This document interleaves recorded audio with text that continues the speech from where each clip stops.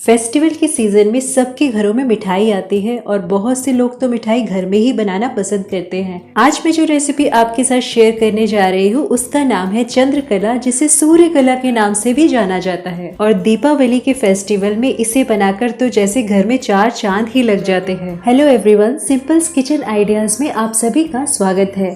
चंद्रकला की रेसिपी को मैं बहुत ही इजीएस्ट मेथड में आपके साथ शेयर करने जा रही हूँ। इस सिंपल मेथड से आप हलवाई जैसी चंद्रकला घर में बना सकते हैं। तो चलिए शुरू करते हैं। सबसे पहले हम इसका आटा लगाएंगे।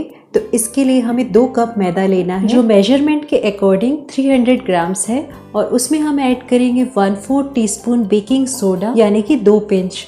और इसमें मैं ऐड कर रही हूँ 3 टेबलस्पून मेल्टेड घी, जो मेजरमेंट के अकॉर्डिंग 50 ग्राम्स के करीब होगा। इन सारी चीज़ों को हम बहुत ही अच्छे से मिक्स कर लेंगे। चंद्रकला में सोडे और घी का इस्तेमाल इसे क्रिस्पी करने के लिए किया जाता है। तो सारी चीज़ों को मिक्स करने के बाद इस तरीके से आप चेक करके देख लें, मैदे का मिक्सचर इस तरीके से बाइंड होना चाहिए। अब सारी चीज़ें मिक्स करने के बाद अब हम इसमें पानी डालेंगे और इसका एक डो तैयार करेंगे। तो यहाँ पर आटा लगाने के लिए मैं गुनगुने पानी का यूज कर रही हूँ। जैसे रोटी या चपाती बनाने का आटा लगाते हैं हम, उससे हमें थोड़ा सा हार्ड आटा गूंदना है, पर आटे को बहुत ज्यादा भी हार्ड नहीं करना है। मतलब जिस तरीके का आटा हम पूड़ी बनाने के लिए गूंदते हैं उससे हल्का सा ही हार्ड हमें इसे गूंदना है। तो थोड़ा थोड़ा करके हम इसमें पानी ऐड करते जाएंगे और इसका हार्ड डो बनाकर तैयार करेंगे। तो आटा हमारा तैयार हो गया है और 1 कप मैंने पानी लिया था, जिसमें से इतना पानी बच गया है। और अब हम इसे कवर करके एक साइड में 15 से 20 मिनट के लिए रख देंगे। तो जब तक आटे को हमने रेस्ट पर छोड़ा है तब तक हम अपनी स्टफिंग की तैयारी कर लेंगे। तो सबसे पहले यहाँ पर मैंने 12 से 15 काजू ले लिए हैं, 12 से 15 एलमंड्स ले लिए हैं और इन्हें मैंने बारीक बारीक चॉप करके रख लिया है। काजू और बादाम को हमें मोटे टुकड़ों में नहीं काटना है, बिल्कुल बारीक चॉप करना है। पैन में 1 स्पून घी ऐड करेंगे और काजू और बादाम को हमें अच्छे से भूनना है जब तक कि इसमें से खुशबू ना रिलीज होने लग जाए। यहाँ पर फ्लेम को हमें बिल्कुल स्लो रखना है। अब यहाँ पर काजू और बादाम हल्के हल्के भुन गए हैं, तो मैंने इसमें ऐड कर दिया है 2 टेबलस्पून के करीब किशमिश और 2 टेबलस्पून के करीब डेसिकेटेड कोकोनट। किसी भी ड्राई फ्रूट की क्वांटिटी अब अपने अकॉर्डिंग कम या ज्यादा कर सकते हैं। तो सारे ड्राई फ्रूट्स को मिक्स करके हल्का सा मैंने इसे और भून लिया है। और अब मैं इसमें ऐड कर रही हूँ मावा। यहाँ पर मैं मार्केट का मावा यूज कर रही हूँ, आप होममेड मावे का भी यूज कर सकते हैं। जैसे ही मावा गर्म होने लगेगा इसमें से हल्का मॉइस्चर रिलीज होने लग जाएगा। तो यहाँ पर ड्राई फ्रूट्स के साथ ही मैं मावे को मिक्स करते हुए हल्का हल्का सा भून रही हूँ। मावे को भूनना ऑप्शनल होता है, पर अगर हम इसे भून लेंगे तो स्वाद ज्यादा अच्छा आएगा। मार्केट में 2 तरीके के मावे आते हैं, एक चीनी के साथ और एक फीका वाला। तो यहाँ पर मैं फीके मावे का यूज कर रही हूँ। तो यहाँ पर मैंने हल्का सा मावे को 2-3 मिनट के लिए भून लिया है और गैस की फ्लेम को ऑफ कर दिया है। और मिक्सचर को निकाल लेंगे किसी प्लेट पे ताकि इसे ठंडा हो जाए। तो जब तक मिक्सचर ठंडा होता है चलते हैं नेक्स्ट प्रोसेस की तरफ, जिसमें हम चाशनी बनाएंगे। तो जितनी हमें चीनी लेनी है उसकी हाफ क्वांटिटी हमें पानी लेना है। यहाँ पर मैं 1.5 कप चीनी का यूज कर रही हूँ, तो उसकी हाफ क्वांटिटी यानी 3/4 कप हमें पानी लेना है, सेम कप से जिससे हमने चीनी का मेजरमेंट लिया था। चंद्रकला के लिए हमें चाशनी को बहुत ज्यादा गाढ़ा रखने की जरूरत नहीं होती, यानी कि इसमें तार बनाने की जरूरत नहीं होती। चीनी की घुल जाने के बाद हमें चाशनी को 3-4 मिनट और पकाना है, बस इतना ही हमें चाशनी को पकाना है। तो चाशनी बनकर रेडी हो गई है। लास्ट में इसमें 2-3 हरी इलायची ऐड कर देंगे और कुछ केसर के धागे ऐड कर देंगे। तो हमारी जो चाशनी का टेक्सचर है वो एक तार वाली चाशनी होती है ना, उससे पतला है। और अब हम चाशनी को रखेंगे एक साइड में, और जो मावे वाली स्टफिंग है वो अब ठंडी हो गई है। तो अब मैं इसमें ऐड कर रही हूँ 2 टेबलस्पून चीनी और साथ में हरी इलायची का पाउडर। इन्हें मिक्स कर लेंगे।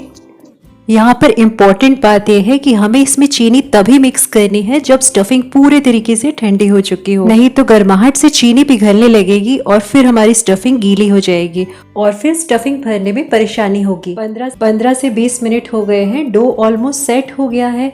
अब हम क्या करेंगे, चाशनी तो हमने बना ली, स्टफिंग भी बना ली, डो को एक बार दोबारा से स्मूथ कर लेंगे। और अब हम चंद्रकला बनाएंगे, तो इसके लिए हम बड़ी लोई निकाल लेंगे और उसके बाद उसे इस तरीके से स्मूथ कर लेंगे।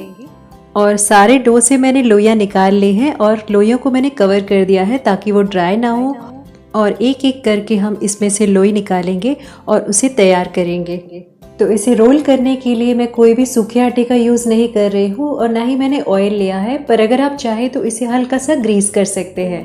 तो जितनी बड़ी हमारी ये रोटी तैयार होगी उतनी ज़्यादा चंद्रकला हम इसमें से निकाल पाएंगे। तो यहाँ पर एक बड़ी रोटी की तरह मैंने इसे रोल कर लिया है। अब हम क्या करेंगे, किसी भी कवर या कोई भी कटोरी की हेल्प से इसे कट करेंगे। तो इतनी बड़ी रोटी से एक चंद्रकला पूरी और एक हाफ बनकर तैयार होगी। इसी तरीके से एक बड़ी रोटी मैंने और रोल कर ली है और उसमें से हम 4 चंद्रकला निकाल पाएंगे। तो जितनी बड़ी आपको चंद्रकला चाहिए उस हिसाब से आप इसे कटोरी से कट करें। और अब हम क्या करेंगे, इसमें स्टफिंग फिल करेंगे। आप चाहें तो इन छोटे पीसेस को थोड़ा सा दोबारा से बेल सकते हैं, पर मेरा सजेशन यही रहेगा कि आप इन्हें इतना ही रहने दें, इससे ये खाने में ज़्यादा टेस्टी लगती है। तो इस तरीके से स्टफिंग को हमें सेंटर में रखना है और साइड में हमें थोड़ा सा पानी लगा देना है और दूसरे वाले पार्ट को इसके ऊपर हल्का हल्का सा दबाकर चिपका देना है।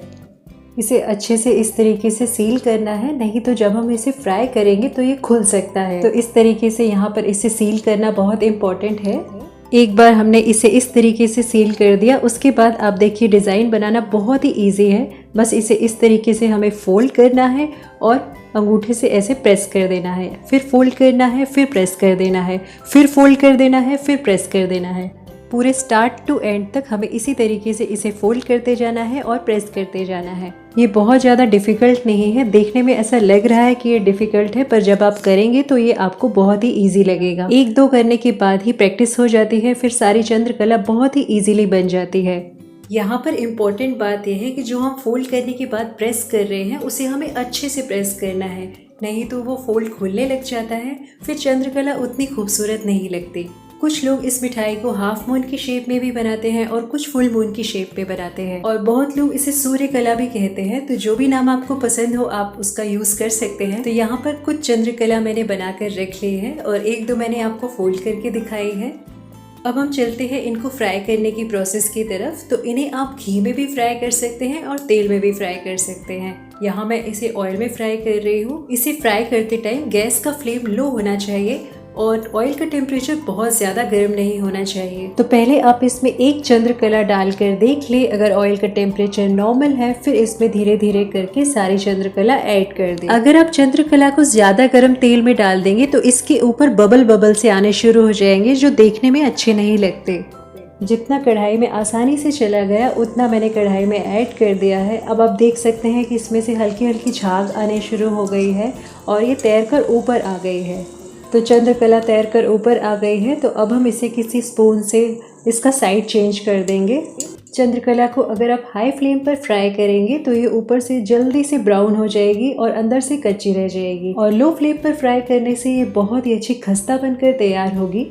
इसलिए इस बात का खास ध्यान रखना है कि इन्हें हमें लो फ्लेम पर ही फ्राई करना है। बस लास्ट के 1 मिनट हमें फ्लेम को हाई कर देना है और इन्हें दोनों तरफ से सुनहरा होने तक फ्राई कर लेना है। आप देख सकते हैं चंद्रकला में कितना अच्छा कलर आ गया है दोनों तरफ से, ये कितनी खूबसूरत लग रही है। तो अब हम इन्हें बाहर निकाल लेंगे और इसी तरीके से हमें और बैचेस भी फ्राई करने हैं। तो यहाँ पर चंद्रकला को निकालने के बाद मैं उन्हें डायरेक्टली चाशनी में ऐड कर रही हूँ, और चाशनी का टेम्परेचर हमें गुनगुना रखना है। तो अगर आपकी चाशनी ठंडी हो गई है तो उसे हल्का सा वार्म कर लें। ठंडी चाशनी में हमें चंद्रकला को ऐड नहीं करना है और इन्हें हमें 2 से 3 मिनट ही बस चाशनी में छोड़ना है, नहीं तो ये बहुत ज़्यादा मीठी हो जाएगी। वैसे चंद्रकला को बिना चाशनी में डुबोए भी खाया जा सकता है। तो इसी तरीके से मैंने नेक्स्ट बैच तैयार करके रखा हुआ है, इसे भी हमें फ्राई करना है। तो एक मैंने इसमें से हाफ मून की शेप में भी चंद्रकला को बनाया है। इस तरीके की शेप भी आप बना सकते हैं, ये ऑलमोस्ट गुजिया स्टाइल की है। तो सेम प्रोसेस से हमें नेक्स्ट बैच को भी फ्राई कर लेना है और इन्हें भी चाशनी में उसी तरीके से 2 से 3 मिनट के लिए छोड़ देना है। तो फर्स्ट बैच को मैंने चाशनी से 2 से 3 मिनट बाद निकाल लिया था और इसी तरीके से हम सारे बैचेस तैयार कर लेंगे। तो यहाँ पर मैंने सारे बैचेस बना लिए हैं और उतने मैदे से हमारे 18 से 20 चंद्रकला बनकर तैयार हो जाएंगी। आप चाहें तो इन्हें पिस्ते से गार्निश कर सकते हैं, मैंने इन्हें प्लेन ही बनाया है। ये मिठाई जल्दी ख़राब भी नहीं होती। आप इन्हें किसी भी एयर टाइट कंटेनर में स्टोर करके 1 हफ्ते तक रख सकते हैं और फ्रिज में तो आप इन्हें महीनों तक स्टोर करके रख सकते हैं।